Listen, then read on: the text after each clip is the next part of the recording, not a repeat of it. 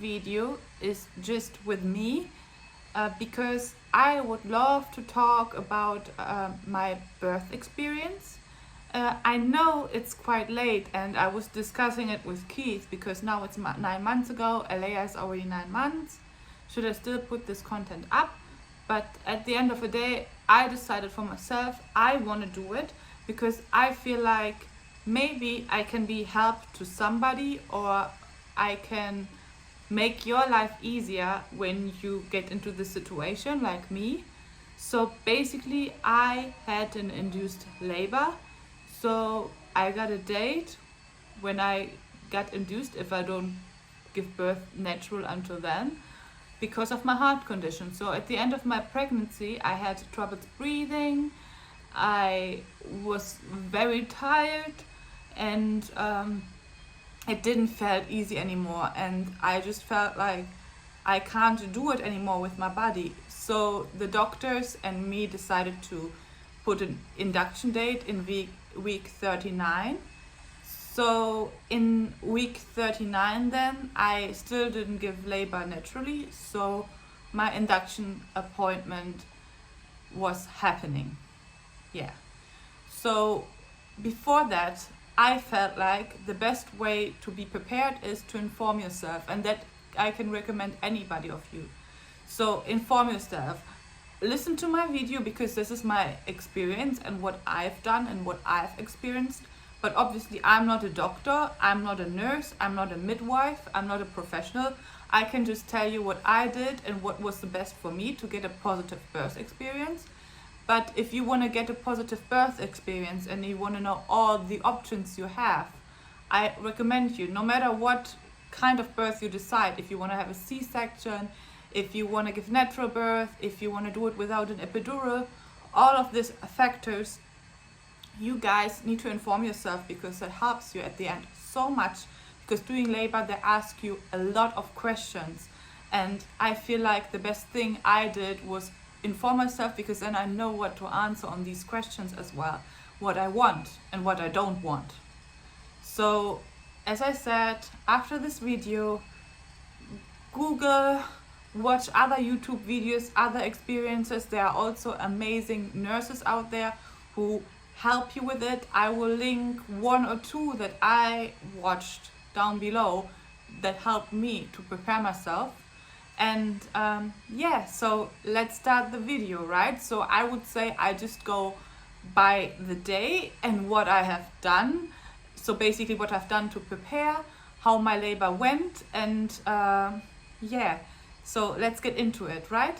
So before that day, as I said, watched a lot of YouTube videos, did a lot of research, Googled a lot of things, asked my doctor and my midwife everything that I had still questions on.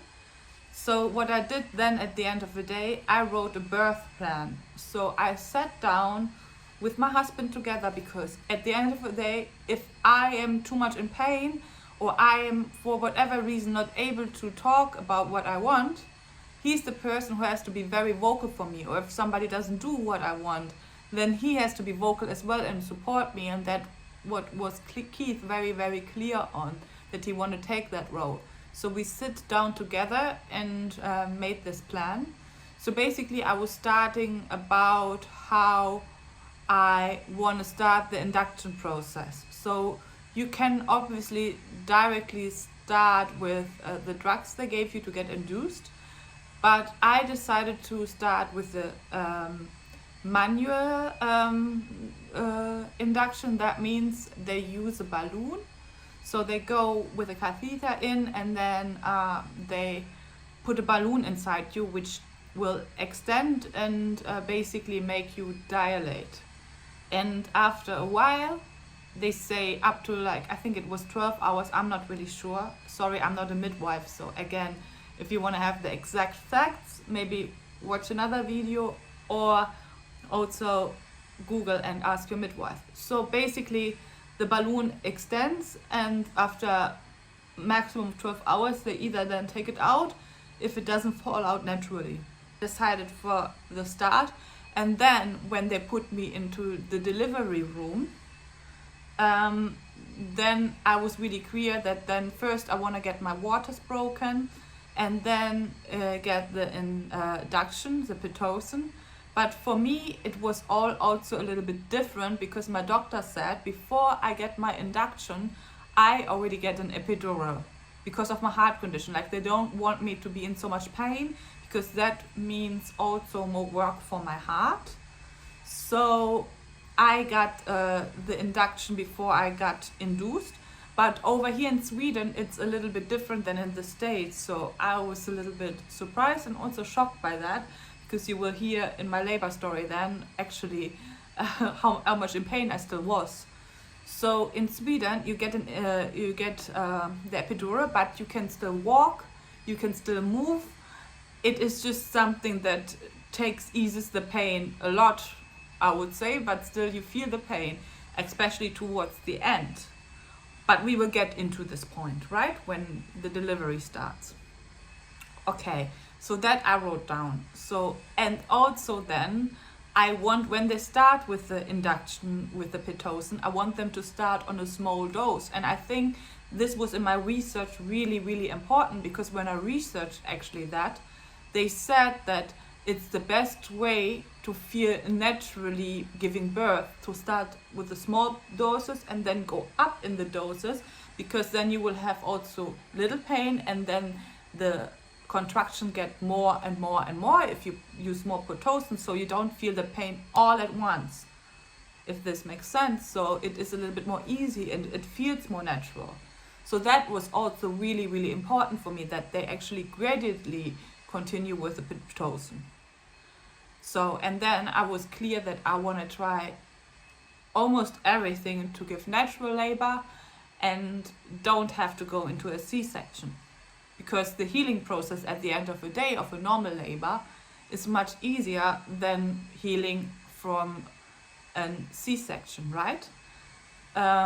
Yeah, so this was like basically the medical part I wrote down. But then I also wrote down for the ambience, for the feeling, for the people that I want to help me, what I expect. So I wrote down for the room, for the delivery room, that I want dimmed light, only if it's like really important to turn on a bright light, then they should do it. But if it's possible to avoid it, I would really appreciate it. So it's like cozy and calmed down. And also I requested electrical candles, so I had electrical candles in my room. I also will insert a couple of videos here and there where I have some, because I took some videos and I have some footage, because Keith and me was thinking in the beginning maybe if we should vlog the labor, but then at the end we decided against it, because I just was not comfortable with it, and I think that's okay to say. Yeah, so it was really important for me to have this night's lights, but also that I want my birth team to push me and say to me I can do it and motivate me, and that Keith is at my side at all terms, and that he cuts the umbilical cord. And what else? That was really important for me. But then I also wrote down that I would love to try, if possible, to give labor on all fours, because I heard you rip, the chances to rip is less when you do that position than when you are on your back. So for that way, it's really good to have the epidural like you have over here in Sweden, because you can still move and do these things. And that's why I also wrote down that I want to move around, use the birthing ball, do squats if possible, so I get it moving and not only lay down, which the moving process will get you also faster, possible into labor, and it also keeps your mind busy, if this makes sense. So anyhow, these were all the facts that I wrote down. And when I came to the hospital, I hand out this paper to my nurse. So on the day of the induction, Keith and me went to the hospital prepared with our hospital bags. Getting the last bags.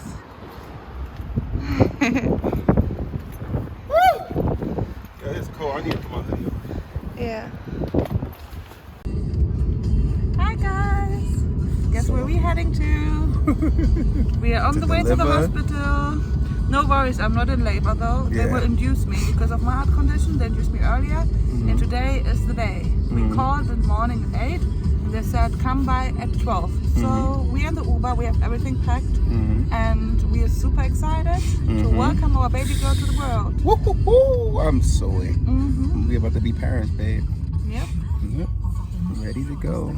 A little car seat right here. Yep. She'll be back in this. Ooh, excuse the Fanta. She'll be coming back in this. Oh yeah. All right, guys. Okay. Talk to you later. So we came to the hospital. We're all prepared. Brought everything that I mentioned in my hospital back video, and yeah, we started. They gave us a lunch. We waited. It's a long waiting game with the induction. So actually, we came at 12. And they started with the induction part around 5-6 p.m. I would say. Okay, so this is the first room before the labor room. And this is my bed. Got my hospital gown here, a blanket, some towels. Here is a foldable bed for Keith. Here's Keith, he's just relaxing on his chair. We just had lunch, as I showed you. And like, yeah, we have a quite nice view. See some greenery. Can watch out there. So here's a computer, and welcome to room 24. Does that mean we have a big TV? I think we can plug in even our laptop to watch Netflix there. Birthing ball. Yeah, and then here is all the monitors where I get soon to. And then here, yeah, toilet, shower, mirror. She is huge, guys. Look at that. Can't wait to meet her. Yep, that's about it. That's our room. Here's all our stuff, a little car seat, our suitcases, snack bag, the nursing pillow. Yeah, so we are ready. We're just basically waiting now. So then they came, they inserted the balloon. And to be honest, for me, I know everybody's pain resistance is different, but for me, it didn't feel like it was so much pain. I felt like that it was quite okay. Yeah, so they basically inserted the balloon, and I was really lucky. After 2 hours, the balloon came out by itself, and I was 4 centimeters dilated. I have to say that when I entered the hospital, I was already almost on 2, because I got 2 membrane swipes before I got induced. And that already made me dilate a little bit. So the balloon was out then, and then they said they can break my waters before they start, like exactly like my birthing plan, how I wanted, and that was amazing. But before they do that, as I said, I need the epidural. So the doctor came, he gave me the epidural, and for that, I don't know how it is in other countries, but over here in Sweden, you have to be in a specific position. And it is really complicated, and I have to say the epidural was a really painful part for me, because the doctor not directly found the right spot, so he had to do it again. And then also because I was so long in this awkward position where they put the needle in and stuff, I got a really bad neck pain, like really bad, and that lasted almost my whole labor and delivery. So that was not nice, but what can you do, right? And then I can recommend you, if you guys get that, get a pad with like a warming pad in your neck. That really helped me. That was amazing. Not do a cooling pack, in that case do a warming pack. That was really good. Yeah. So yeah, and then also the epidural obviously didn't do anything against this pain, because the epidural works from the bottom part of your body and the back and stuff, so not for your neck. Yeah, so then they put the epidural in, and from that moment also I was not allowed anymore to go normal to the toilet. So every couple of hours they did a catheter to take my urine, because I was not allowed to pee, because you don't really feel a lot down there, and they don't want to have any accidents happen. So then they put me in the delivery room, and in the delivery room they broke my waters. I got more contractions, but still not enough that they can say I will go in labor naturally. So they started with the Pitocin, and also as I wished for, which I was really happy for, with the low doses. And then they went more and more and more, but also obviously topped up my epidural every time. So for the labor part, I would say that I didn't have so much pain. It was pain, but it was manageable, because I also get really bad period pain, so I know what it's like to have pain, right? But it was recent period pain though, but still okay. So I was squatting, I was walking, I was eating in between contractions. I was allowed to eat the whole time because the epidural is not as strong, so it's okay to eat. So that was really, really good, I would say. But the whole process took really, really long. As I said, we started then at 6 and Alea was delivered the next day at 3 p.m. So it was a lot of hours. So obviously I was also happy to be able to eat. So then I would say around 1 p.m. the next day, I was ready to push. And oh Lord. So basically what is over here in Sweden is that the epidural then don't really work anymore. So then you feel the pain. And that was atrocious. Like, it was crazy. And I don't know why they can't top up your epidural so you have less pain. But I guess they want you to feel that, so you have more the urge to push. But I felt like I didn't really have the urge to push like that. So it was really, really hard to find the way literally to push the baby out, because all I was feeling was this tremendous pain. Like, I was screaming, I was shouting. At the end, before Alea really came out, I felt like I want to give up. I literally want a C-section.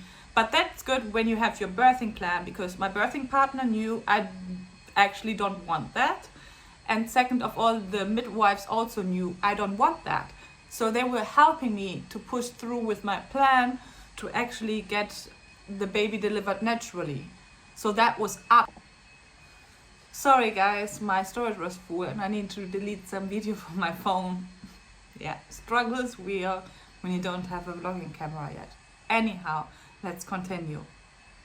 So, as I said, the pain got so bad that I literally was asking to get a C-section, but my birthing team, like my nurses and also my husband, helped me to get through it. So literally at that point when I asked, the head was like almost out. So all it needed was like a really strong push. So the nurses helped me to like motivate me, said, Sarah, you can do it exactly what I wanted in my birthing plan. So I'm so grateful for that. So they helped me to push through and to really make it happen how I wanted.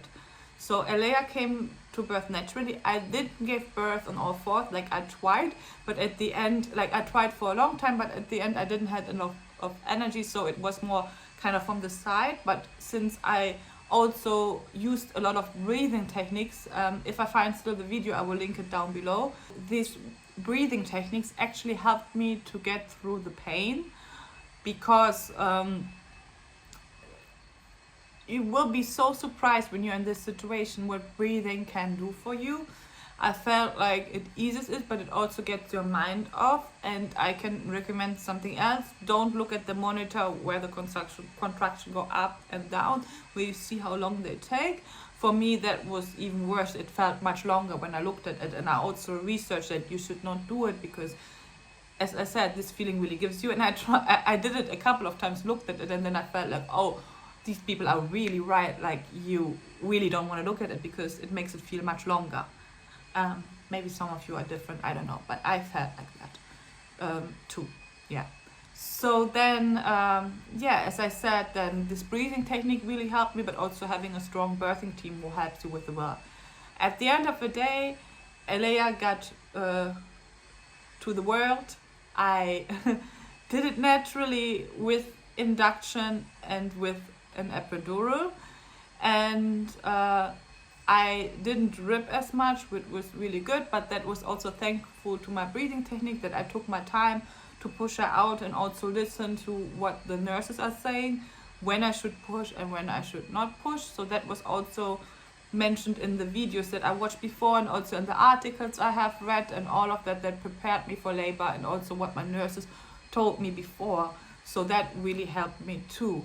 So I think these were a few things that were really important to me. But I would say, to sum up the whole situation, the most important thing is inform yourself what is going to happen. And that's also what my nurses said to me at the end. You did really good because you know what you're doing, and it felt like you were informed, and then you don't panic like that. Because they told me also they had a lot of people there who actually got very panicky about the whole process, doing the process, because they didn't really know what is happening next. So I can really recommend you guys to inform yourself, and then also to inform your birthing partner, and make sure your birthing partner speaks up and is never against you. Like, you are right, it's your body, and he needs to speak up for the rights of your body, even if some doctors or nurses would tell you differently. So it's really important that your birthing partner, whoever that is, your husband, your mom, your best friend, it doesn't matter, or your wife, like, it doesn't matter, this person, you need to trust this person to speak up for you on your behalf if you can't. And then also make sure you talk to your birthing team and tell your birthing preferences. I would also say, don't call it birthing plan, call it birthing best preferences. Maybe I should have said that in the beginning of my video, because at the end of the day, you never know what's going to happen. I would say I was really lucky that most of everything happened how I wanted it to happen, but be prepared that it might not do, because that's the reality.